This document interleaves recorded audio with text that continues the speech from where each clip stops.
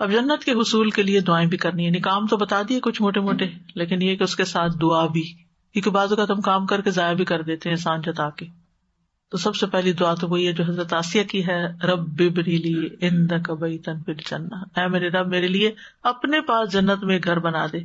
اس کا back ground یوں ہے کہ ابو ہریرہ کہتے ہیں کہ فرعون نے اپنی بیوی کے دونوں ہاتھوں اور دونوں پاؤں کے لیے 4 کیل گاڑ دیے تھے، دونوں ہاتھوں اور دونوں پاؤں میں، اور فرعونی وہ سپیرا دیتے تھے، اور جب وہ الگ ہوتے تو فرشتے ان پہ سایہ کر لیتے. تو انہوں نے دعا کی، رب ابنی لی عندک بیتا فی الجنہ ونجنی من فرعون وعملی ونجنی من القوم الظالمین.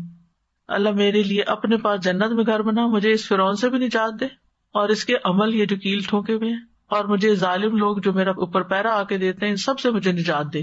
تو اللہ تعالیٰ نے جنت میں ان کے گھر سے پردہ ہٹا کر ان کو گھر دکھا دیا.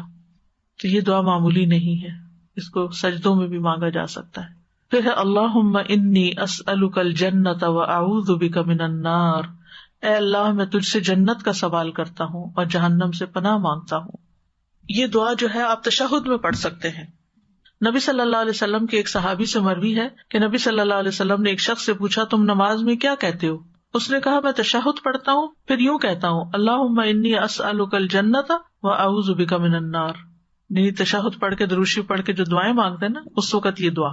اور میں آپ کی اور معاذ رضی اللہ عنہ کی گنگناہٹ کو اچھی طرح نہیں سمجھتا تھا کہ جب آپ دعا مانگتے تو کیا مانگتے اور معاذ رضی اللہ عنہ مانگتے تو کیا مانگتے ہیں.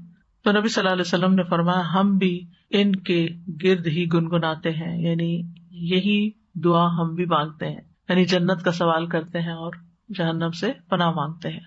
پھر اسی طرح اللہم انی اسألک الجنۃ، اے اللہ میں تجھ سے جنت کا سوال کرتا ہوں.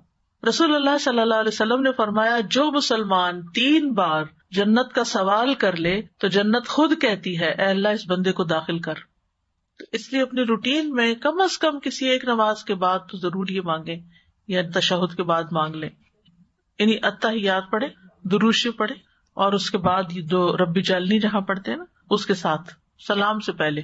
تو اللہم انی اسألک الجنۃ الفردوس، اے اللہ میں تجھ سے جنت الفردوس کا سوال کرتا ہوں. نبی صلی اللہ علیہ وسلم نے فرمایا جب تم اللہ سے سوال کرو تو جنت الفردوس کا سوال کیا کرو، کیونکہ وہ جنت کا اعلیٰ و افضل ترین مقام ہے، سب سے بہترین جگہ ہے. جنت ساری اچھی ہے لیکن وہ بہت ہی اچھا ہے. پھر ایک اور دعا ہے اللہم انی اسألک من الخیر کلہ عاجلہ وآجلہ ما علمت منہ وما لم اعلم واعوذ بک من الشر کلہ عاجلہ وآجلہ ما علمت منہ وما لم اعلم اللہم انی اسألک من خیر ما سألک عبدک ونبیک واعوذ بک من شر ما عاذ بہ عبدک ونبیک اللہم انی اسألک الجنۃ وما قرب الیہا من قول او عمل واعوذ بک من النار وما قرب الیہا من قول او عمل واسألک ان تجعل کل قضاء قضیتہ لی خیرا. اے اللہ میں تجھ سے ہر قسم کی خیر مانگتا ہوں، ہر قسم کی، جلدی ملنے والی اور دیر سے ملنے والی، یعنی دنیا کی بھی اور آخرت کی بھی مراد ہے.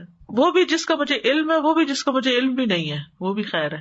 اے اللہ میں ہر قسم کے شر سے تیری پناہ میں آتا ہوں، جلدی آنے والے سے بھی، دیر سے آنے والے سے بھی، یا پھر دنیا اور آخرت دونوں کے. جس کا مجھے علم ہے اور جس کا مجھے علم نہیں بھی، ان تمام قسم کے شر سے. یا اللہ میں تجھ سے وہ خیر مانگتا ہوں جو تجھ سے تیرے بندے اور تیرے حبیب محمد صلی اللہ علیہ وسلم نے مانگی، اور میں اس شر سے تیری پناہ میں آتا ہوں جس شر سے تیرے بندے اور تیرے نبی نے پناہ مانگی. یا اللہ میں تجھ سے جنت کا سوال کرتا ہوں اور ہر اس قول اور عمل کی توفیق کا سوال کرتا ہوں جو اس سے قریب کرے، اور میں جہنم کی آگ سے تیری پناہ میں آتا ہوں اور ہر اس قول اور عمل سے جو جہنم کے قریب کرے.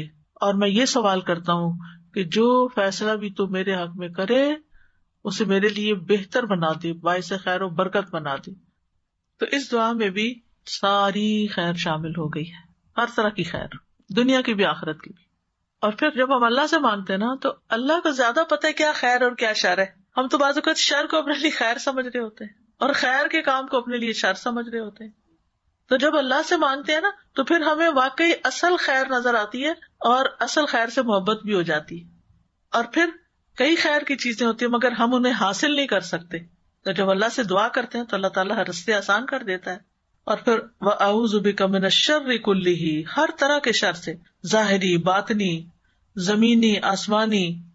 اور پھر اللہم انی اسألک من خیر ما سألک عبدک ونبیک، نبی صلی اللہ علیہ وسلم نے جو مانگا وہ خیر میں بھی مانگتی ہوں. کتنی جامع دعا ہے. اور جن چیزوں سے نبی صلی اللہ علیہ وسلم نے پناہ مانگی ان سب چیزوں سے میں پناہ بھی مانگتی ہوں. اور پھر ان اسباب کی توفیق جو قولی اور فعلی ہوں اور جنت میں پہنچانے والے ہوں. آپ نے فرمایا میں قیامت کے دن جنت کے دروازے پر آؤں گا اور اسے کھلواؤں گا، یعنی باقی جنتیوں کے آنے سے پہلے آپ پہلے سے کھلوا چکے ہوں گے. پھر جنت کا داروغہ کہے گا آپ کون ہیں؟ تو میں کہوں گا محمد. وہ کہے گا مجھے آپ سے پہلے کسی کے لیے دروازہ کھولنے کا حکم نہیں ہے، یعنی آپ ہی کھلوائیں گے. اور جیسا کہ آپ جانتے ہیں کہ جنت کے 8 دروازے ہیں. جنات عدن مفتحۃ لہم الابواب، ہمیشہ کے باغات اس حال میں کہ ان کے دروازے پورے کھلے ہوں گے. بعض اوقات ہوتا ہے نا اگر آدھا کھلا ہوا ہو تو اس میں بھی کئی دفعہ زحمت ہوتی ہے، انسان آدھے دروازے سے گزرتے ہوئے ٹکرا جاتا ہے. یا پھر یہ کہ بعض اوقات فولڈنگ دروازے ہوتے ہیں اور وہ آدھا حصہ کھلا ہوتا ہے آدھا نہیں کھلا ہوتا، لیکن یہاں یہ کہ پورے پورے کھلے ہوئے ہوں گے. اور جنت کے دروازوں کے درمیان بہت بڑا فاصلہ بھی ہوگا، یعنی دروازے ایسے نہیں جیسے دنیا کے دروازے ہیں. نبی صلی اللہ علیہ وسلم نے فرمایا اس ذات کی قسم جس کے ہاتھ میں میری جان ہے، بے شک جنت کے دروازے کے دونوں کناروں میں اتنا فاصلہ ہے جتنا مکہ اور ہمیر میں ہے یا مکہ اور بصرہ میں ہے، یعنی مکہ اور عراق، میلوں میل ہوگا وہ دروازہ. اور آپ نے دیکھا ہوگا کہ جیسے حرم کے دروازے کھلے ہوتے ہیں تو ان میں سے کثرت سے لوگ اندر جاتے ہیں تو ایک اور ہی منظر ہوتا ہے، یعنی چھوٹے دروازے میں ایک تنگی کا احساس ہوتا ہے اور وسیع دروازے میں وسعت کا. وقال لهم خزنتها سلام علیکم، اور جنت کے دربان ان کو خوش آمدید کہتے ہوئے سلام کریں گے. سلام کا مطلب یہ ہے کہ تم آئندہ ہر آفت، ہر تکلیف، ہر مشقت، ہر برائی سے محفوظ رہو گے. جنت میں سلام ہی سلام ہوگا، کوئی بیڈ نیوز نہیں ہوگی، کوئی تکلیف دہ خبر نہیں ہوگی.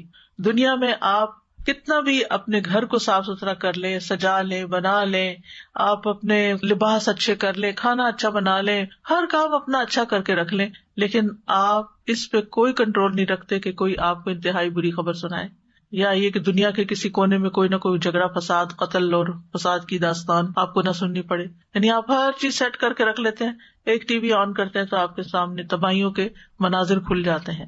لیکن جنت میں ایسی کوئی بری خبر نہیں ہوگی، حتیٰ کہ انسان جہنم والوں کے بارے میں بھی نہیں سوچے گا، جو چلے گئے اپنے انجام کو پہنچ گئے. یعنی دنیا میں تو یہ ہوتا ہے کہ اگر آپ کے پاس ساری نعمتیں ہیں اور آپ کے کسی بہن بھائی کے پاس نہیں ہے یا کسی بچے کے پاس نہیں، سارے بچے اپنے گھروں میں خوش ہیں، اگر ایک خوش نہیں ہے تو آپ دیکھیں ماں کا حال کیا ہوتا ہے. وہ جو خوش ہے ان کے بارے میں نہیں خوش ہوتی، لیکن جو ایک تکلیف میں ہے اس کے بارے میں ہر وقت سوچتی رہتی کہ اس کو تکلیف ہے، اس کو تکلیف ہے. تو یہ ایک قدرتی سی بات ہے کہ دنیا میں انسان مکمل خوشی حاصل کر ہی نہیں سکتا، پرفیکشن ہے ہی نہیں، آپ جتنی بھی چاہے کوشش کر لیں. لہذا جو اللہ دے اس پر شکر ادا کریں اور جو نہیں ہے اس کے لیے دعا کرتے رہیں. تو جنت میں سلامتی ہی سلامتی ہوگی. لا يسمعون فيها لغوا ولا تأثیما الا قیلا سلاما سلاما.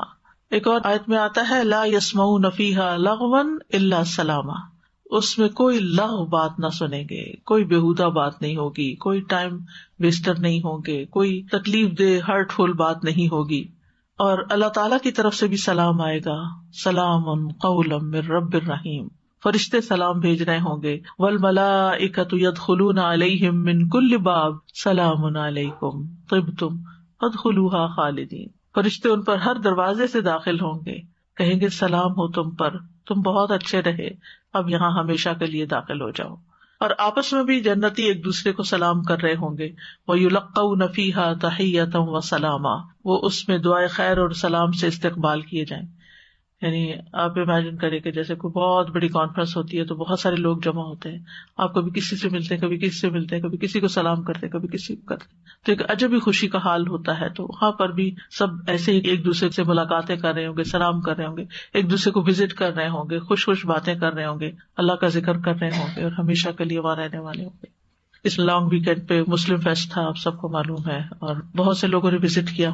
میں اپنے بیٹے سے پوچھ رہی تھی کہ تم گئے تھے تو کیا کیا وہاں، کیا دیکھا؟ تو اس نے پہلی بات ہی کی، بہت سارے لوگوں سے ملاقات ہو گئی.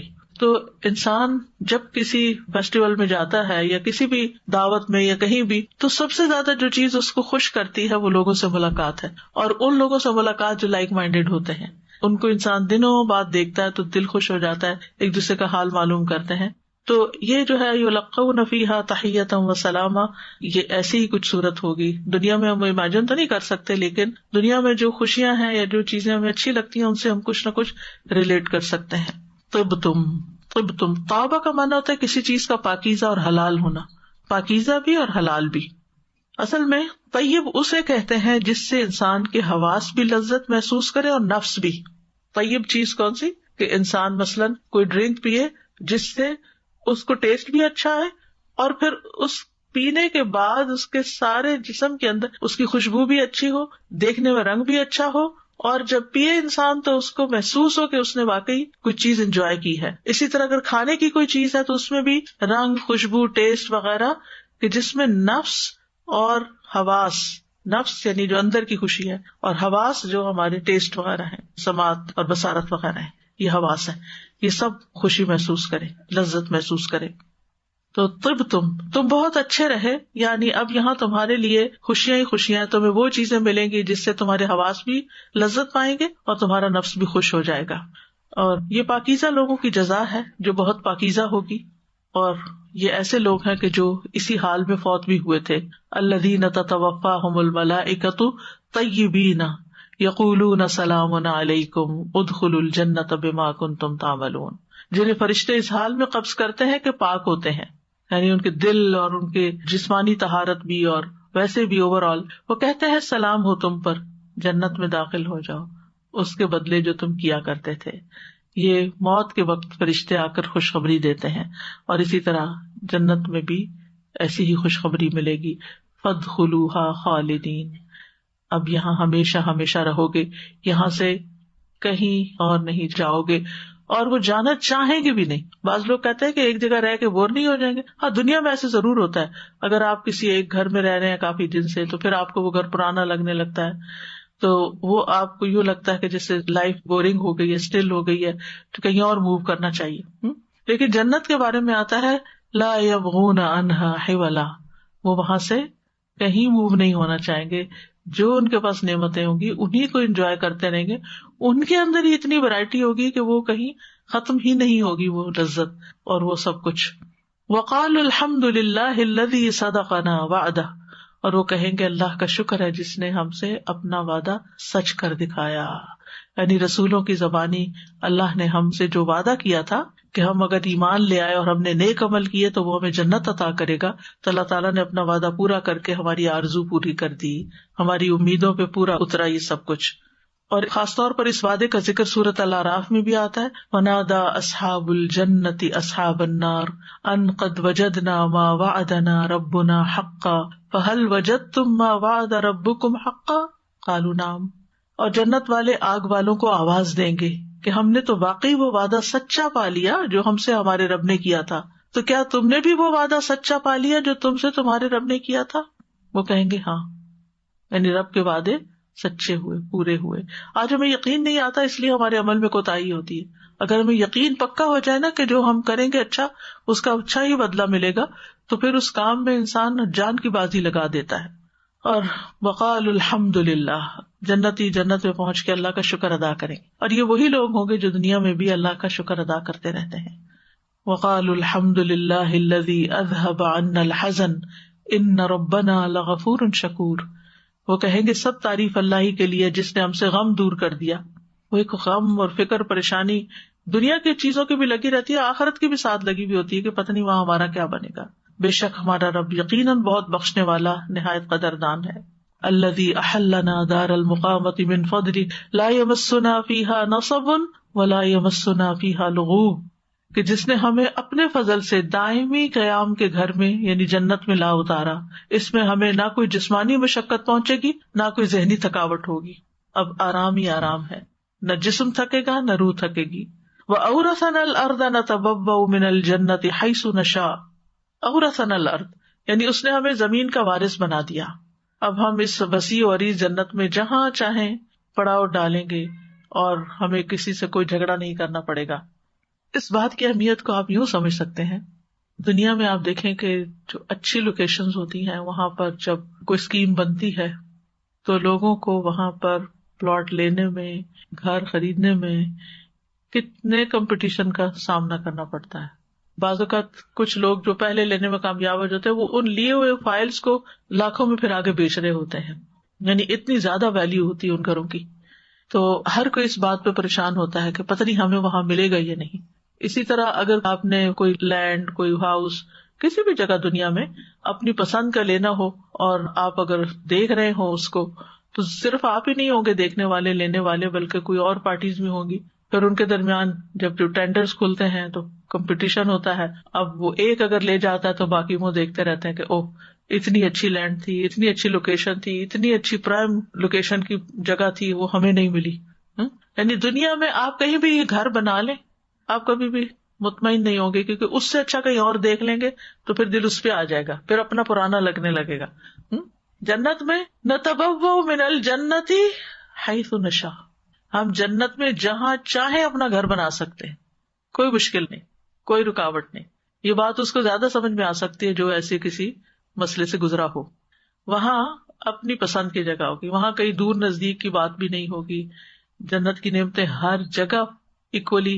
یہاں تو یہ ہوتا ہے نا کہ کسی شہر میں، کسی ملک میں، کسی لوکیشن میں زیادہ فیسلٹیز ہوتی ہیں، دوسرے میں کم ہوتی ہیں، کہیں موسم زیادہ اچھا ہوتا ہے، کہیں کم ہوتا ہے، لیکن وہاں پر تو ہر نعمت ہر ایک کو میسر ہوگی.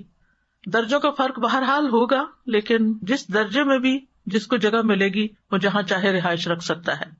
وَنُودُوا أَن تِلْكُمُ الْجَنَّةُ أُورِثْتُمُوهَا بِمَا كُنتُمْ تَعْمَلُونَ، اور وہ پکارے جائیں گے یہ وہی جنت ہے جس کے تم وارث بنائے گئے ہو بوجہ اس کے جو تم عمل کیا کرتے تھے. یہ تمہارے اعمال کا بدلہ تمہیں دیا جا رہا ہے.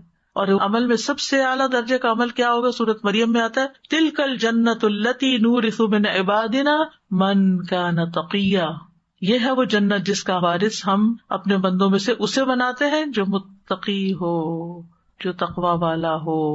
فَنِعْمَ أَجْرُ الْعَامِلِينَ، تو عمل کرنے والوں کا اجر کتنا اچھا ہے.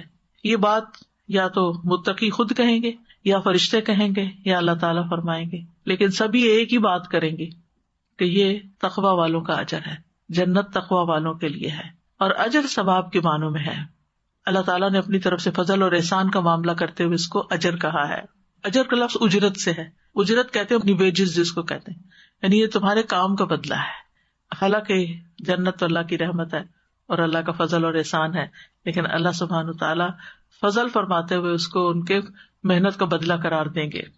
تو ان آیات سے جو سب سے اہم بات پتہ چلتی ہے کہ تقوی جنت میں داخلے کا سبب ہے. تقوی جنت میں داخلے کا سبب ہے.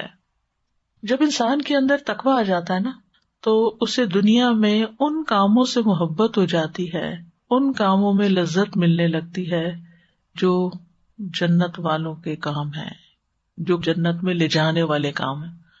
اس انسان کو اللہ تعالیٰ ان کاموں کا شوق دے دیتا ہے، ان کاموں کی محبت دے دیتا ہے. کوئی ایک کام بتائیے جس سے انسان جنت کے راستے پہ چل پڑتا ہے. دلیل ہے اس کے اوپر، ہے نا؟ من سلک طریقا یلتمس فیہ علما سہل اللہ لہ طریقا الی الجنہ، جو ایسے راستے پر چلے گا جس سے علم حاصل کرے اللہ تعالیٰ اس کے لیے جنت کا راستہ آسان کر دے. لہٰذا اس شخص کو علم کے لیے نکلنا، علم کے لیے جانا، علم کی مجلس میں بیٹھنا، علم سیکھنا، علم کی دعائیں کرنا، یہ اس کی زندگی کا سب سے بڑا ہم و غم ہو جائے گا. سب سے ٹاپ پرائرٹی پر اس کی یہ چیز ہوگی، کیونکہ علم کی ہے نا، وہ جب وہ اس کی سے دروازہ کھول لے گا تو اس کو طرح طرح کے اور اعمال نظر آنے لگیں گے. پھر اللہ تعالیٰ سے تعلق، تقویٰ جو ہوتا ہے نا، اللہ تعالیٰ سے ایک خاص تعلق بھی ہوتا ہے. اللہ سبحانہ تعالیٰ پر انسان کا ایمان، یقین اور توکل بڑھ جاتا ہے. اللہ سبحانہ تعالیٰ کی ایک صفت ہے الحی، کہ وہ زندہ ہے. الذی لا یموت، جس کو کبھی موت نہیں آئے گی. ہمیں قرآن مجید میں کہا گیا وتوکل علی الحی الذی لا یموت، آپ اس کو سہارا بنا لیں جس کو کبھی موت نہیں آئے گی. اس دنیا میں بھی جو شخص اللہ کو سہارا بنا لیتا ہے، وہ اللہ جس کو کوئی فنا ہی نہیں، جس کو ہمیشہ بقائی بقا ہے.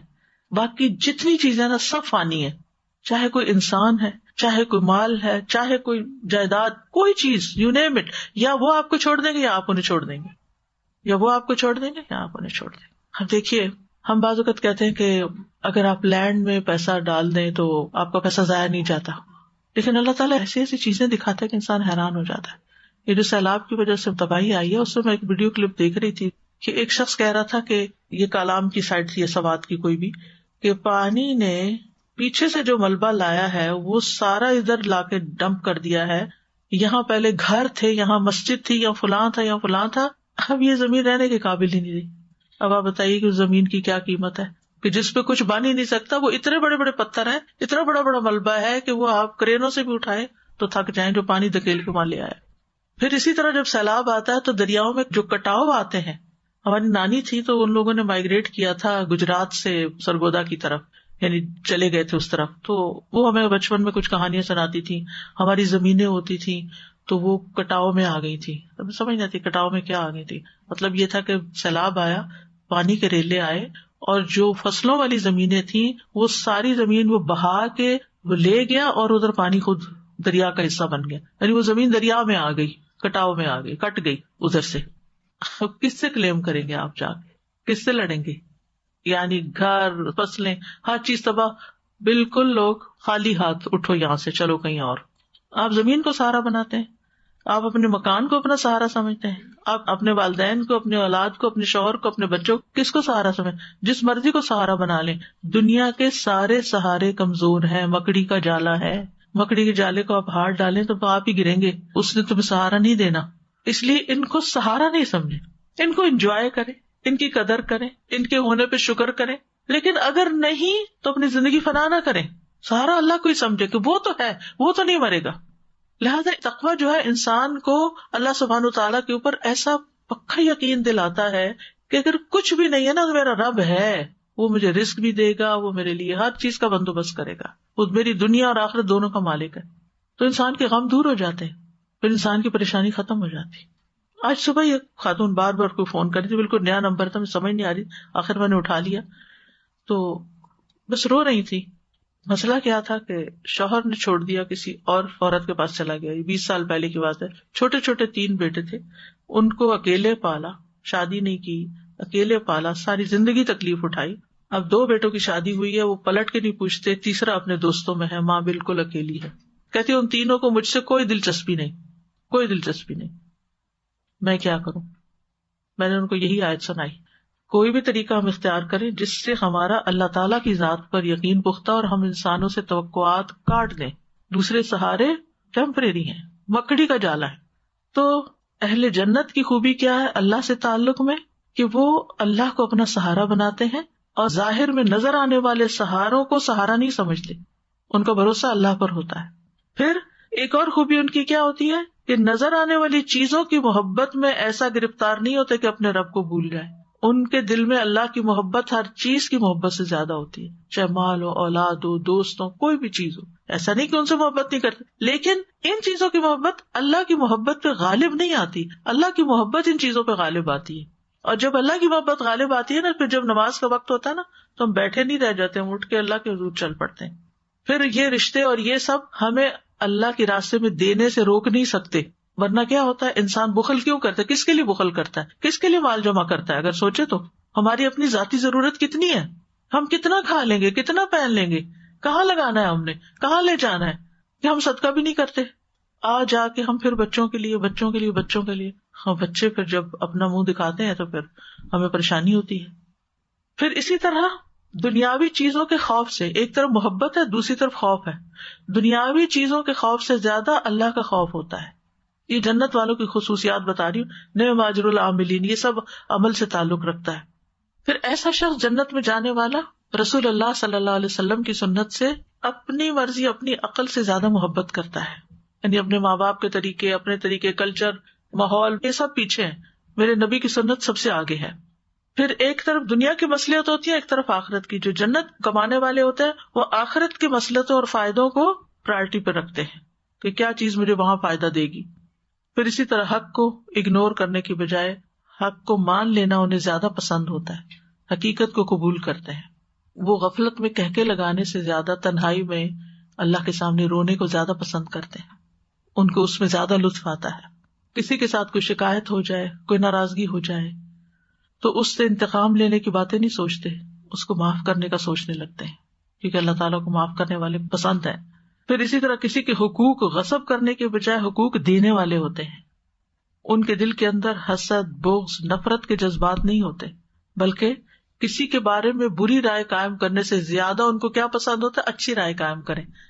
جب ہم کسی کے بارے میں اچھی رائے قائم کرتے ہیں تو پھر کیا ہوتا ہے؟ تو دنیا بھی جنت بن جاتی ہے. اسی لیے امام ابن تیمیہ کہتے ہیں کہ دنیا میں بھی ایک جنت ہے. جو شخص دنیا کی جنت کا ذائقہ نہیں چکھے گا وہ آخرت کی جنت میں نہیں جا سکتا. ان فی الدنیا جنت من لم يدخلها لم يدخل جنت الآخرہ. اس کا مطلب کیا ہے؟ اس کا مطلب یہ ہے کہ دنیا کی جنت یہ ہے کہ وہ اعمال جو انسان کو جنت میں لے جانے والے ہیں وہ اس کے لیے زیادہ محبوب بن جاتے ہیں بنسبت ان اعمال کے جو اس کی دنیا کو بڑا خوبصورت بناتے رہتے ہیں. یعنی جس شخص کو جنت میں جانے کا شوق لگ جائے گا نا، اس کو جنت کی طرف لے جانے والے اعمال کا بھی شوق لگ جائے گا، ان چیزوں کی محبت اس کے دل میں آ جائے گی. اب مثلاً جنت سے روکنے والی کون سی چیزیں ہمیں معلوم ہے نا، جیسے تکبر. رائے برابر بھی تکبر جو ہے وہ جنت میں جانے سے رکاوٹ ڈال دے گا کہ میں بڑی چیز ہوں، میری بات زیادہ امپورٹنٹ. وہ کیا کرے گا؟ کہیں بھی جھک جائے گا، کسی کے ساتھ بھی ہمبل ہوگا، چاہے اپنے سے چھوٹا ہو بڑا ہو کوئی بھی.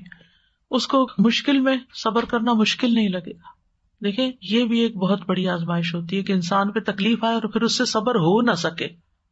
یعنی صبر کی توفیق نہ ملنا یہ بہت بڑی اذیت اور عذاب ہے. تکلیف تو جو ہوتی ہے سو ہوتی ہے، لیکن اگر انسان اس تکلیف پر صبر کر جاتا ہے تو تکلیف ہلکی ہو جاتی ہے، اور اگر صبر نہیں کر سکتا تو انسان اپنے آپ کو ہی مار ڈالتا ہے. تو اس لیے جنتی لوگوں کی جو صفات ہوتی ہیں وہ کیا کہ ان کے اندر صبر اعلیٰ درجے میں ہوتا ہے، شکر اعلیٰ درجے میں ہوتا ہے. وہ نمائشی کاموں سے دلچسپی کم رکھتے ہیں، خاموشی سے نیکی کرنا چاہتے ہیں. وہ اپنی نیکی کا چرچا نہیں کرتے پھرتے کہ میں یہ کر رہا ہوں، میں فلاں کے لیے یہ کر رہا ہوں، میں نے فلاں کے لیے جو کر سکتے ہیں کر سکتے ہیں، جو نہیں کر سکتے نہیں کرتے. اور سب سے بڑھ کر وہ جو ایک اللہ تعالیٰ کے قرب کا احساس ہے نا، تقویٰ کے ساتھ یہ آتا ہے قرب کا احساس. دل ہی دل میں رب کو پکارنا، چپ کے رب کو پکارنا، ہر چیز میں اس سے امید لگا بیٹھنا، ہر حال میں اس کی طرف رجوع کرنا. یعنی ہم سب اپنا ٹیسٹ بھی کریں کہ جب کوئی تکلیف آتی ہے تو پہلے کون یاد آتا ہے، پہلے کس کی طرف رجوع کرتے ہیں، پہلے کس سے بات کرتے ہیں، پہلے کس سے مدد مانگتے ہیں. تو جو شخص اللہ کے قریب ہوتا ہے وہی جنت سے بھی قریب ہوتا ہے. تو اس کا آغاز دنیا میں ہو جاتا ہے، اور اسی لیے دعائیں کرتا ہے انسان، رب ابنی لی عندک بیتا فی الجنہ. حضرت آسیہ ان کو سمجھ آ گئی تھی یہ بات کہ جنت کا اصل حسن کیا ہے؟ اللہ کا قرب. تو ایسا شخص دنیا میں بھی ایسے اعمال کرتا ہے کہ جس سے اسے اللہ کا قرب محسوس ہوتا ہے. تو فنعم اجر العاملین، عمل کرنے والوں کا اجر کتنا بڑا ہے. پھر اس آیت سے یہ پتہ چلتا ہے کہ اہل جنت ہر قسم کی مصیبت سے سلامتی میں ہوں گے، ان کی تکریم کی جائے گی، نہایت خوشحال ہوں گے، کبھی بیمار نہ ہوں گے، کبھی مریں گے نہیں، کبھی بوڑھے نہیں ہوں گے، کبھی بے آرام نہیں ہوں گے، کبھی کوئی تکلیف آئے گی ہی نہیں. بلکہ جنت اللہ کے مہمانوں کی رہنے کی جگہ ہے. نزلا من غفور، نزل کہتے ہیں وہ کھانا جو مہمان کے لیے تیار کیا جاتا ہے گھر کے کھانے سے ہٹ کر. تو وہاں وہ اللہ کے مہمان ہوں گے.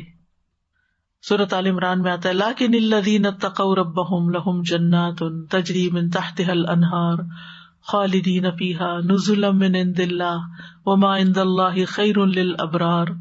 لیکن وہ لوگ جو اپنے رب سے ڈر گئے ان کے لیے باغات ہیں، یعنی تقوی والوں کے لیے، جن کے نیچے سے نہریں بہتی ہیں، ہمیشہ ان میں رہنے والے ہیں اللہ کے پاس سے مہمانی کے طور پر. یہ باغات کیا ہیں؟ اللہ کے پاس سے مہمانی کے طور پر. اور جو کچھ اللہ کے پاس ہے وہ نیک لوگوں کے لیے زیادہ بہتر ہے. وہاں بہترین رہنے کی جگہ ہوگی. اصحاب الجنت یومئذ خیر مستقرا واحسن مقیلا. اس دن جنت والے ٹھکانے کے اعتبار سے نہایت بہتر اور آرام گاہ کے اعتبار سے بہت اچھے ہوں گے. پھر اسی طرح فرشتے بھی جنت کے حسن و جمال سے مروب ہو جائیں گے کہ واو کیسی جگہ ہے. رسول اللہ صلی اللہ علیہ وسلم نے فرمایا اللہ عز و جل نے جنت کی دیوار کا سونے اور چاندی کی اینٹ سے احاطہ کیا، باؤنڈری وال، پھر اس میں نہریں کھودی، اس کے درختوں کو کاشت کیا. پس جب فرشتوں نے اس کے حسن و جمال کو دیکھا تو کہا طوبی لکی منازل الملوک، اے جنت تو کتنی خوش نصیب ہے، تو بادشاہوں کی منزل ہے. یعنی تجھ میں جو لوگ آ کر رہیں گے وہ بادشاہ ہی ہوں گے. دنیا کے بادشاہ مراد نہیں، مطلب بادشاہوں کی طرح ان سے ٹریٹ کیا جائے گا. ابو سعید کہتے ہیں رسول اللہ صلی اللہ علیہ وسلم نے فرمایا اللہ تبارک و تعالیٰ نے جنت کو پیدا کیا اس طرح کہ ایک اینٹ سونے کی تھی، ایک اینٹ چاندی کی، اس کا گارا کستوری کا تھا. اللہ تعالیٰ نے اس سے کہا کلام کر. جنت نے کہا قد افلح المؤمنون، مومن فلاح پا گئے. تو کامیابی کے لیے ضروری ہے ایمان. پھر جنت کی مٹی سفید رنگ کی ہے. دنیا میں بھی آپ نے کچھ بیچز دیکھے ہوں گے جن پہ وائٹ سینڈ ہوتی ہے اور بلو واٹر ہوتا ہے، بہت ہی خوبصورت لگتے ہیں. مجھے کینیا میں اتفاق ہوا تھا ایسے بیچز دیکھنے کا، پہلی دفعہ اتفاق ہوا تھا، کیونکہ میرے ذہن میں ہمیشہ مٹی کا رنگ براؤن ہی تھا، کیونکہ جب سے پیدا ہوئے تو اسی رنگ کی مٹی دیکھی تھی. سیریا میں ریڈ کلر کی مٹی تھی. جب ہم سیریا میں داخل ہوئے سبحان اللہ آنکھیں اٹھتی نہیں تھی زمین سے، سرخ مٹی اور سبز درخت، اتنا خوبصورت منظر تھا. تو بہرحال اللہ سبحانہ تعالیٰ نے جنت میں تو معلوم نہیں کیسے کیسے رنگ بنائے ہیں. پھر یہ کہ رہنے والے بھی اس میں انتہائی خوبصورت ہوں گے، صرف لینڈسکیپ ہی خوبصورت نہیں بلکہ لوگ بھی خوبصورت ہیں. رسول اللہ صلی اللہ علیہ وسلم نے فرمایا آدمی اپنی تخلیق کی تکمیل سے پہلے مر جائے، یعنی ابھی پورا انسان نہیں بنا اور فوت ہو گیا، کچا بچہ جس کو کہتے ہیں، یا انتہائی عمر رسیدہ، حد سے زیادہ بوڑھا کہ شکل پہچانی نہیں جاتی، اور لوگ ان دو عمروں کے درمیان ہی ہوتے ہیں، ایسے بالکل بہت چھوٹے اور یا پھر، لیکن سب کو 33 سال کا جوان بنا کر اٹھایا جائے گا. اگر وہ جنتی ہوا تو آدم علیہ السلام کی ساخت، یوسف علیہ السلام کی شکل یعنی صورت خوبصورتی، اور ایوب علیہ السلام کے دل پر ہوگا، دل ایوب علیہ السلام جیسا جو اتنا مہربان اور صبر والا. اہل جنت جنت میں نہ تھوکیں گے، نہ ناک سے کوئی آلائش آئے گی، نہ پیشاب پخانہ کریں گے، پسینہ بھی مسک کا ہوگا، ایک جیسے اخلاق ہوں گے، یعنی سب ایک جیسے معاملہ کریں گے ایک دوسرے سے. دنیا میں یہ نہیں ہوتا، یعنی آپ کسی کے ساتھ کتنا بھی اچھا معاملہ کریں، ضروری نہیں کہ آپ کو سب جواب میں اچھا ہی رسپانس دیں، نہیں، لیکن وہاں ہر کوئی دوسرے سے اچھا ہی کر رہا ہوگا. لا اختلاف بینہم ولا تباغض قلوبہم قلب واحد، ان کے درمیان نہ کوئی اختلاف ہوگا، نہ آپس میں بغض ہوگا، ان کے دل ایک انسان کے دل کی طرح ہوں گے. پھر فردوس جنت کا اعلیٰ ترین مقام ہے، سب سے اعلیٰ اور افضل اور خوبصورت ترین حصہ ہے. نبی صلی اللہ علیہ وسلم نے فرمایا تم اللہ سے جب بھی جنت کا سوال کرو تو جنت الفردوس کا سوال کرو، اعلیٰ ترین چیز مانگو، بیسٹ. پھر جنت کے درخت، جنت میں ایک درخت اتنا بڑا ہے کہ سوار اس کے سائے میں 100 سال تک چلے گا، پھر بھی سایہ ختم نہیں ہوگا. اگر تمہارا جی چاہے تو اس آیت کی قرأت کر لو. وظل ممدود. پھر طرح طرح کے کھانوں والا درخت. عتبہ بن عبد سلمی سے روایت ہے، کہتے ہیں میں رسول اللہ صلی اللہ علیہ وسلم کے پاس بیٹھا ہوا تھا تو ایک اعرابی آیا، اس نے کہا اللہ کے رسول صلی اللہ علیہ وسلم، میں نے آپ کو جنت کے ببول نامی درخت کا تذکرہ کرتے ہوئے سنا ہے، میرا خیال ہے کہ دنیا میں تو وہ سب سے زیادہ کانٹوں والا درخت ہوتا ہے. آپ نے فرمایا اللہ تعالیٰ جنت میں ببول درخت کے ہر کانٹے کے بدلے خصی بکرے کے خصیے کی طرح ایک چیز پیدا کرے گا، اس میں 70 رنگ کے کھانے ہوں گے اور ہر ایک کا رنگ دوسرے کے رنگ سے مختلف ہوگا. دنیا میں کھانا وہی اچھا لگتا ہے جس کا کلر بھی اچھا ہو، ٹیسٹ کتنا بھی اچھا ہو لیکن کالا کالا سا ہو تو نہیں دل چاہتا کھانے کو. تو وہاں پر ایک درخت ہے، درخت میں پتہ نہیں کتنے کانٹے ہیں، آپ گن تو نہیں سکتے، ہر کانٹے کے اندر 70 کھانے ہیں اور ان میں سے ہر ایک کا رنگ مختلف ہے، تو کتنی ویرائٹی ہوگی، اور آپ جتنا بھی کھاتے رہے ختم ہی نہیں ہوگا. درختوں کے سائے بھی بہت گھنے ہوں گے. ہم وازواجہم فی ظلال علی الارائک متکئون، گھنے سایوں میں تختوں پر تکیے لگائے ہوں گے، یعنی گارڈنز میں بھی بیٹھے ہوں گے، محلات میں بھی، گارڈنز میں بھی، اندر بھی باہر بھی. بے شمار پھل ہوں گے. لکم فیہا فاکہۃ کثیرہ منہا تاکلون، تمہارے لیے اس میں بہت سے میوے ہوں گے جن میں سے تم کھاؤ گے. وفاکہۃ مما یتخیرون، اور انہیں وہ پھل کھانے کو ملیں گے جو وہ پسند کریں گے، یعنی آپ کی اپنی چوائس بھی ہوگی. اور پھر کبھی ختم نہیں ہوں گے وہ پھل. وفاکہۃ کثیرۃ لا مقطوعۃ ولا ممنوعۃ، اور روکے بھی نہیں جائیں گے. دنیا میں تو یہ ہوتا ہے نا کہ اگر بچہ ایک بنانا سے دوسرے پہ ہاتھ بڑھائے تو ماں کہتی نہیں بس کافی ہے، اتنا ہی کافی، پیٹ خراب ہو جائے گا. پھر خوشبودار پہاڑوں سے نہریں بہیں گی، اوپر سے آبشاریں آئیں گی. انس بن مالک کہتے ہیں کہ میرا خیال ہے تم سمجھتے ہو کہ جنت کی نہریں زمین میں گڑھوں کی شکل میں ہوں گی، ہرگز نہیں، اللہ کی قسم بے شک وہ تو زمین کی سطح پر بہنے والی، یعنی اوپر سے آبشاروں کی شکل میں آنے والی ہیں. ان کا ایک کنارہ موتیوں کا، دوسرا یاقوت کا ہے، ان کی مٹی خالص کستوری کی ہے. اب آپ خود سوچیں کہ وائٹ اور ریڈ اگر لگے ہوئے ہوں کناروں پر تو کیا خوبصورت منظر ہوگا. پھر بلند و بالا گھر ہوں گے، اونچے ہم نے دیکھو کہ جن گھروں کی چھتیں بہت لو ہوتی ہیں نا، انہیں بہت گھٹن ہوتی ہے، کہ جتنی ہائی روف ہوتی ہے اتنا مزے کا ہوتا ہے.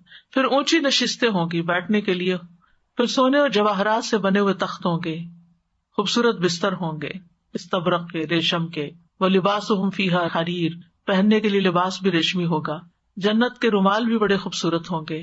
نبی صلی اللہ علیہ وسلم کو ریشم کا ایک کپڑا ہدیے میں پیش کیا گیا تو صحابہ اس کو چھونے لگے، دیکھنے لگے کتنا ملائم ہے. آپ نے فرمایا تمہیں اس پہ حیرت ہے؟ ہم نے عرض کیا جی ہاں. آپ نے فرمایا جنت میں سعد بن معاذ کے رومال اس سے بھی اچھے ہیں. پھر سونے اور موتی کے کنگن ہوں گے، سونے کے برتن ہوں گے، بہت سے مشروبات ہوں گے. متکئین فیہا یدعون فیہا بفاکہۃ کثیرۃ وشراب، ان میں تکیے لگائے ہوئے ہوں گے، ان میں سے بہت سے پھل اور مشروب منگوا رہے ہوں گے. وہ پاکیزہ اور لذیذ شراب ہوگی. وسقاہم ربہم شرابا طہورا، ان کا رب ان کو شراب طہور پاکیزہ شراب پلائے گا. رب خود پلائے گا. کتنی بڑی مہمانی اور کتنی بڑی عزت ہے. بیویاں بھی پاکیزہ ہوں گی. وَلَهُمْ فِيهَا أَزْوَاجٌ مُطَهَّرَةٌ، یعنی جسمانی طور پر بھی پاکیزہ اور اخلاق میں بھی پاکیزہ ہوں گی. جوان اور پھرتیلے خادم ہوں گے، بھاگنے دوڑنے والے. وَيَطُوفُ عَلَيْهِمْ وِلْدَانٌ مُخَلَّدُونَ إِذَا رَأَيْتَهُمْ حَسِبْتَهُمْ لُؤْلُؤًا مَنثُورًا، ان کی خدمت کے لیے ایسے لڑکے دوڑے پھر رہے ہوں گے جو ہمیشہ لڑکے ہی رہیں گے. جب تم انہیں دیکھو تو سمجھو کہ وہ بکھرے ہوئے موتی ہیں. یعنی موتی اگر کبھی تسبیح ٹوٹے یا ہار ٹوٹ کے گرے پکے فرش پر تو وہ اچھل بھی رہے ہوتے ہیں اور ایسے دور دور دور جا رہے تھے، آپ ان کے پیچھے بھاگ رہے ہوتے ہیں کہ وہ گن جائے گا وہیں، گھس جائے گا کہیں. تو اس سے امیجنیشن میں ایک چیز آتی ہے کہ کس طرح وہ خادم بھاگے پھر رہے ہوں گے جیسے موتی ادھر ادھر بھاگ رہے ہوتے.